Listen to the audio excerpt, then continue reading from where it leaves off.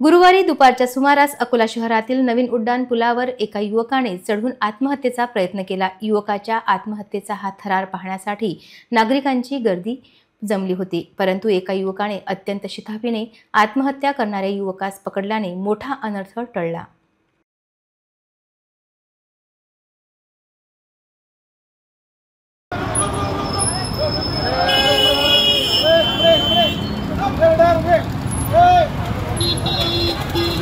बुधवारी दुपारच्या सुमारास अकोला शहरातील अशोक वाटिका जवळील उड्डाण पुलावरून एका युवकाने आत्महत्या करण्याचा प्रयत्न केला। हा थरार पाहण्यासाठी मोठ्या संख्येने पुलाखाली नागरिक जमले होते। नागरिकांनी या युवकाला उडी न मारण्याची विनंती सुद्धा केली, परंतु हा युवक ऐकण्याच्या मनस्थितीत नव्हता। पुलावरून खाली लटकल्यानंतर त्याला उडी मारावी की नाही हे सुचत नव्हते। एवढ्यात एका युवकाने समयसूचकता दाखवीत मोठ्या धाडसाने या युवकाला पकडत मागे खेचले।